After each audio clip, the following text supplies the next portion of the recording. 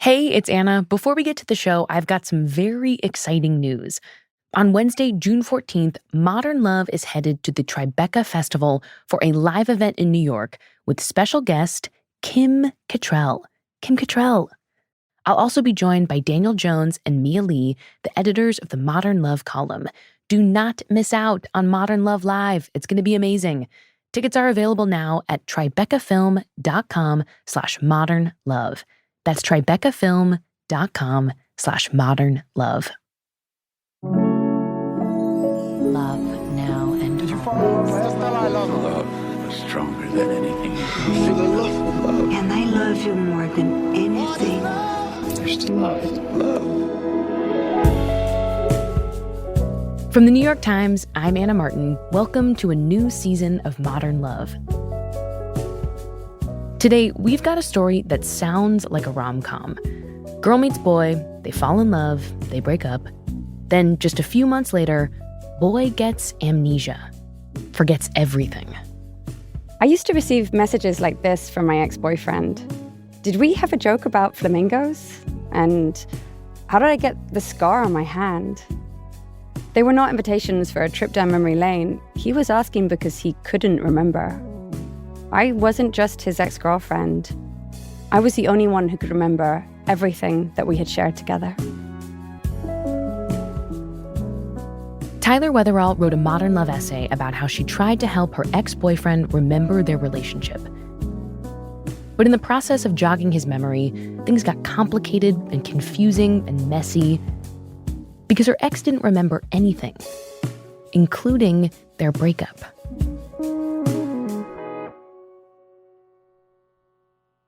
Tyler Weatherall, welcome to Modern Love. Thank you so much for having me. So a few months after you broke up with your ex-boyfriend, Sam, he had a very scary accident. Do you mind reading that part of your essay for me? Sure. After a night partying, Sam had fallen 25 feet from a tree and landed on concrete. Doctors induced a coma to prevent the swelling in his brain from causing a hemorrhage. Years ago, on our first date, he and I had also climbed a tree together. He was wearing Chelsea boots and I was in a miniskirt, but it didn't matter. Tree climbing was part of the playfulness I loved about him. Now, he might never climb a tree again. He might never wake up. I used to kiss his closed eyelids and say, "I love your beautiful brain." I imagined him in intensive care, that same brain swollen, perhaps beyond repair. I couldn't rush to hospital because I was just an ex. I didn't have a close relationship with his family. I could only send messages of support.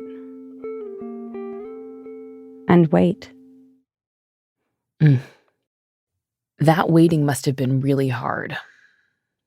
Yes, it was terrifying. We were told he probably wasn't going to make it.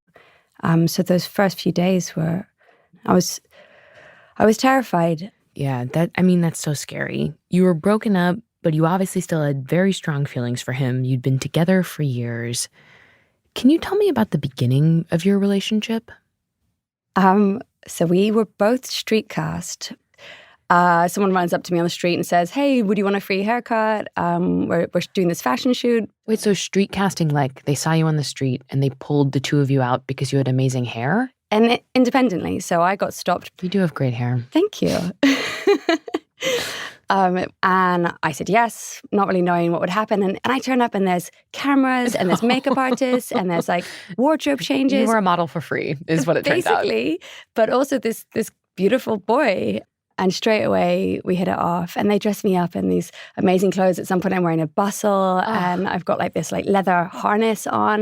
And I'm holding a porcelain chicken. It was just like this totally wild photo shoot. And then me and him are just flirting. And I mean, this is a dream. This was my dream, to be plucked from the street and put in a room with a hot guy. Are you kidding? we sent them a letter later to be like, "Thank you, we fell in love." So did you quickly get together after that? Or was it, sort of a prolonged courtship? We quickly got together. I was 24 and I found out he was only 20. And I was like, "You're what?" And I couldn't even control myself. I was like, "You're 20? Yeah. There's such a difference between 24 and 20. Totally. Like, he's still at university. I was working on magazines. I lit my own apartment. Like, our lives felt very different, but I really liked him. And so I agreed to go to a show with him on the Saturday night. And then that date lasted for 3 days. You said in your essay that you loved his playfulness. What did you feel like Sam brought out in you? Oh, what did he bring out in me? I found myself very much through Sam. He and I had a group of friends, which he introduced me to. They were his friends. A lot of them are theatre people, and, you know, they got me on stage, which is an unthinkable thing to do. Only the once, and then I'd realize that wasn't for me, but it happened. That feels big. That feels big. I love that. He amplified or even brought out for the first time these qualities that you didn't know you had. And there was a sense of momentum, and I often think about this. Some relationships have momentum from the very moment where you never stop to make a decision. You never go, oh, should I do this? It's like a rolling, tumbling feeling, and you just keep going, and it keeps being fabulous, and more wonderful things keep happening, and it just feels so obvious. And I think that is incredibly intoxicating. But I just, he was 20 years old when he met me. I always suspected, or I knew deep down, that there'd come a time when he'd have to go out into the world and grow without me. Well, tell me about that end that you saw as somewhat inevitable. How did you two break up? After 3 years, it felt like I was something on his to-do list. Like, oh, I need to make sure I see Tyler. I was really chipping away at my self-esteem, and I reached the point and I was like, I'm done. It sounds like you could sense he wasn't happy anymore, even though you still loved him. Can you read that part of your essay for me? Yeah, of course. After 3 years, I felt him drifting away. We went to the pub, ordered a bottle of Prosecco, and toasted our time together. We knew when the bottle was finished, we would say goodbye, and we cried as we reached the last drop. Everything I know about myself has come through you, he said. I don't know who I am without you. I said, that's probably why we have to break up, so you can figure that out. After you and Sam broke up in this quite beautiful, it sounds like, in sad but amicable way, did you see each other again? Yeah. One of the times that we saw each other, it was a couple months afterwards. We went for coffee, and there was this kind of spark between us. I think we held hands. I don't know. I mean, who knows what his experience of it was? But to me, it felt like there was this question that was unanswered of, did we miss each other enough to try again? Oh, that's confusing. So confusing. Ugh, you feel this small possibility that you might get back together. What happened after that coffee? He and I had agreed that he was going to come to my best friend's birthday party at my house. And he was going to come that weekend. And certainly in the days leading up to the party, I was asking myself, like, if something happens, is that a good thing? Do I want something to happen? So did he come to the party? No, I will never know how he felt, because on the Wednesday before the party, I got the news about his accident. Oh, wow. So it was about a week after, and that's when his sister called me and said that he had woken up and asked for me, which obviously came as a real surprise to me. And that he wanted to see me. And he'd asked for you by name. Yes. And she was confused too. And she said, I thought you broke up. And I said, we did. But of course I'll come. And I was worried about seeing him. And I walked into the room, and he smiled, and he reached sort of his hands out. And I went and sat by his bed. And then it was shortly after that he turned to me and said, I don't know why I'm here.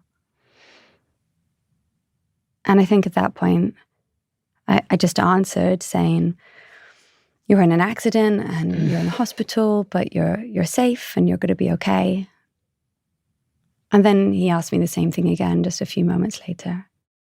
And I think that's when it hit me that the brain damage had been significant enough that his short-term memory was was really not functioning at all at that point.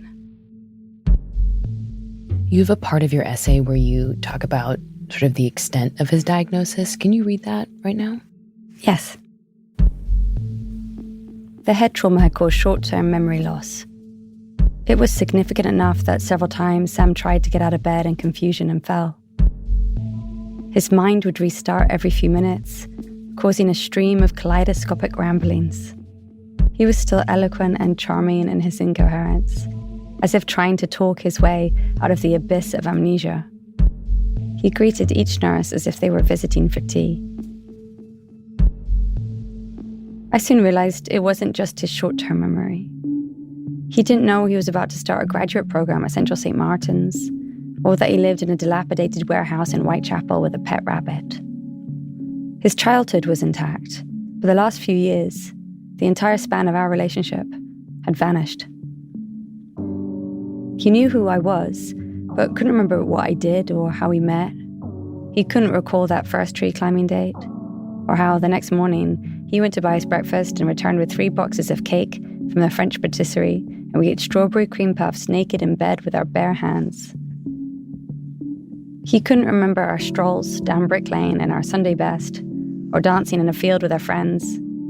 He couldn't remember the joy, and if he couldn't remember the joy, it may as well have never happened. To break up with someone is to lose the imagined future you would create together, but you would always share the landscape of your collective past. If Sam could not remember, I would be alone in that landscape. I left that first visit shaking. Sam had forgotten your entire relationship. He'd forgotten every single year you were together. Yes. And the interesting thing about it is that he remembered I was important. He didn't know any of these parts of our lives, but he had this sense that he remembered me and he loved me and he wanted me near. And that was very overwhelming. You wrote that you felt alone with these memories. What was that experience like, to be alone? There was an enormous sense of loss. Mm-hmm. Like, what was it all for? All of the various ups and downs and everything we'd learned together. You know, you have these in-jokes with a lover. Mm-hmm. When somebody thinks of flamingos, they think of you. Mm-hmm. You know, whatever it is, that there's these little ones that remain with you. And through life, you'll go and see these things that will remind you of that person forevermore.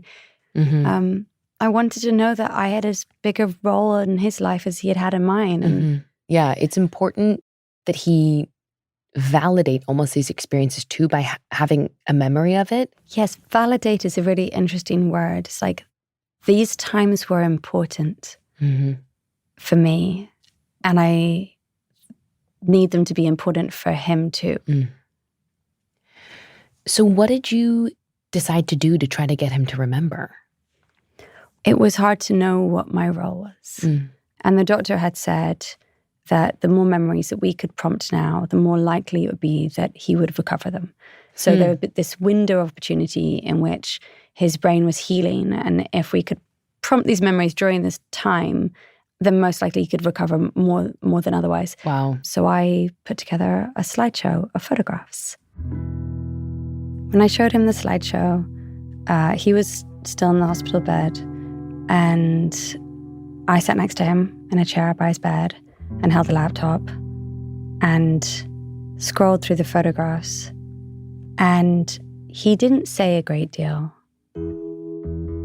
I would tell him who each of the people were and a little bit about them and where we were and what was happening in these scenes.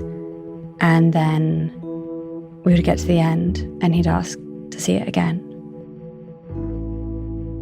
And I was always worried with this because I know when someone tells you a story, you imagine it, and imagining and remembering is basically the same thing. And I didn't want my stories to become his stories. I really wanted him to genuinely remember his version of events.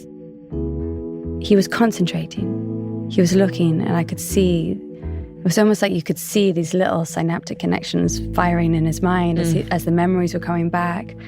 And there were certain people that when he remembered, he would start to cry because it was like that person had not existed a moment before. And then all of a sudden, it's like someone turned a light on and said, there's this person in the world who you love, and they exist now. And that's a beautiful experience to have. I gotta say, choosing photos to remind someone of their life is a lot of pressure. How did you decide which specific photos to show Sam? Can you show me one of them? I'll probably show you, even though we're not in it, I think this is something that I was trying to get him to see. So this is his apartment where he lives, the warehouse. And this is the table he set for a Christmas that we would do every year for our friends. Why did you choose this photo? What was important about this photo to you? This is what we did. We cooked wonderful meals for one another, for our friends. We hosted ridiculous parties and dinners. We came up with wonderful ideas of how to make life more colorful and brighter and playful. And we had a whole philosophy based around joy. So that photo of Sam's apartment and the Christmas dinner, you were trying to get Sam to remember his friends and his very beautiful community. But did you show him any photos of the two of you to try to help him remember your relationship? Well, actually, I remember one picture I took out was from that photo shoot. And I had it in originally because it felt like, well, this is significant. But then I was also aware that I didn't want it to be a slideshow of me and Sam, just the two of us together in our relationship, because it felt like centering myself more than I should be in the narrative of his healing. So I would tell him about our lives, but I definitely shied away from talking about our relationship. Did that mean, did you tell him about the breakup? No. It was like that, in some ways it was quite surface. It was like, you know, this is your friend Pete, this is your friend Lawrence, this is your friend. It didn't go kind of deeper than that. And so to take it deeper than that, when he was already struggling with so much. But also, like, you're showing him these photos and it would be natural for him to assume you were together. Like, you look like his girlfriend in these photos. You look like you're a couple. Totally. Did you talk explicitly about what your relationship was? No. It definitely occurred to me that I should say something at some point. And I would think about what to say and how and when. And also, I guess I didn't want to be like, you do remember we broke up? And be like, of course we broke up. I don't know. There's all these excuses you give yourself to not have difficult conversations. Right. And that's what it was a difficult conversation. And I used the excuse that often he didn't remember our conversations. So not that that's justified. What were you afraid of if you told him that you'd broken up? What was I afraid of? That I guess I felt like I was helping, and that if I told him, then that might change, and that wouldn't be helpful. I was aware that there was potential for a lot of pain on all sides, and I was scared to have that conversation. After the break, the truth about Tyler and Sam's relationship comes out. That's next.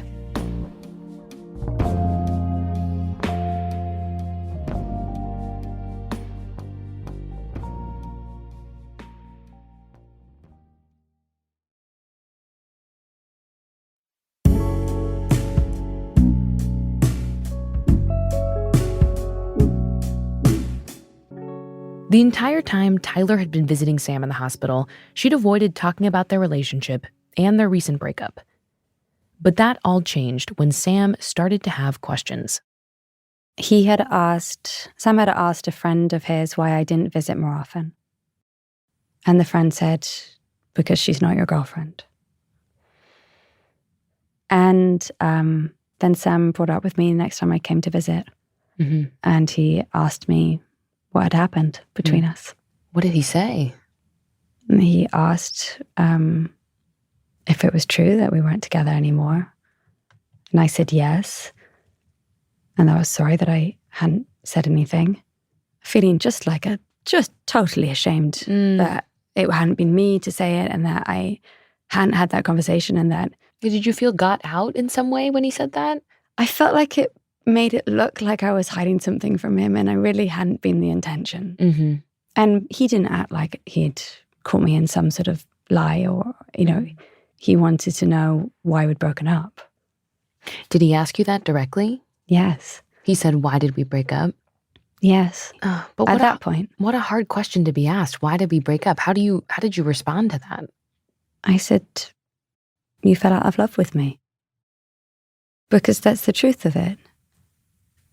And he asked why. I wanted him to know that he had made a choice that was right for him at that time. And also, if I'm going to be completely honest, there's a part of you that feels glad that somebody can't imagine falling out of love with you. Mm-hmm. It's like, I know, you did. How dare you? Mm-hmm. Mm-hmm. That definitely is, there's definitely a small part of me that felt, I think the main thing is it was just incredibly confusing. It was hard not to imagine, what was happening between us. And it's hard not to imagine what? Continue that sentence. It was hard not to imagine an ending where we got back together. Is this what I want? Like, would this be what I want? Am I hoping for this? Is this a daydream? Or is this just like my mind playing out this idea of this incredibly romantic, this accident happens, your relationship reconciles? I mean, it really is It's kind of Disney a little bit. Yeah, it's a movie. There's a rom-com about it out there for sure. Absolutely. It was hard not to daydream about that. We'd had that date just before, or I shouldn't call it a date, we'd had that coffee just before. Yeah, that coffee date, that was very confusing right before his accident where he'd felt a little spark. Yeah, and there had been this question of whether or not this was going to happen. Absolutely. That question hadn't been fully answered anyway. So there was part of me that was wondering whether or not this was going to be how this turned out. And with him trying to get his head around why we would possibly break up, that only kind of added to that narrative.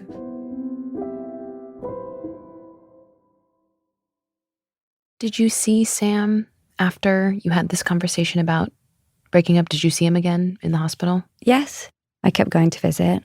But those visits were more complicated? They happened less and less. Mm-hmm. And then he got out of hospital and we were seeing each other regularly. Mm-hmm. And was he totally better? Like, had he regained all of his memories at that point? There were still some things missing. Mm-hmm. So it sort of got to that point, by that stage, where you wouldn't have known necessarily when chatting to him. Okay.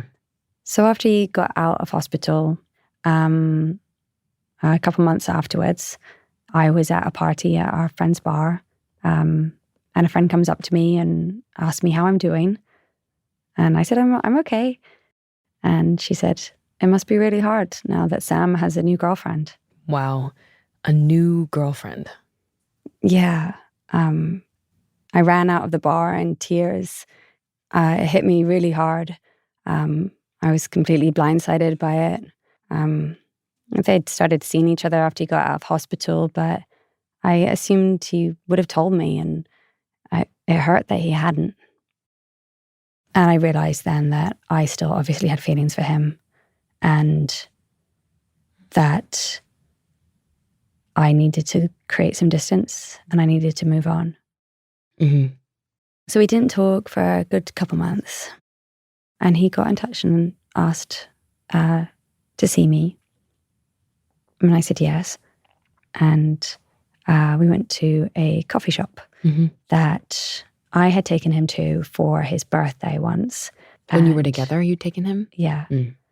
And I asked if he remembered the tea shop.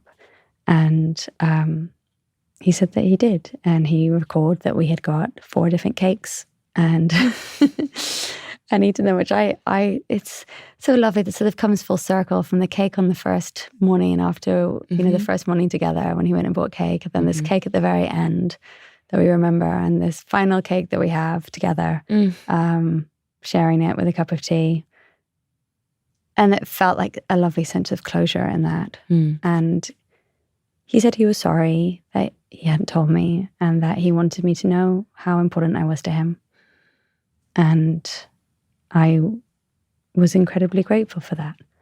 For him to recognize that I needed to hear that and to want to be in each other's lives again.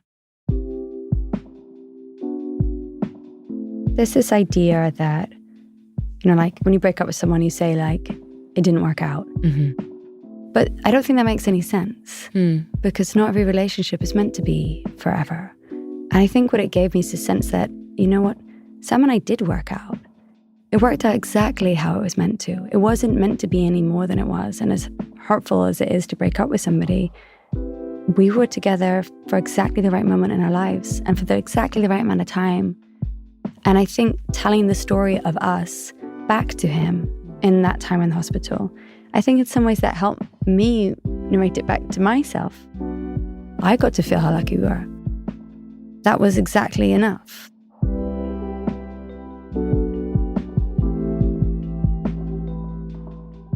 It's been 11 years since Sam's accident. These days, Tyler and Sam still keep in touch. Tyler lives in Brooklyn with her husband, and Sam lives in London. Sam told me he's working on his own essay about his experience regaining his memories. And Tyler says she can't wait to read Sam's story.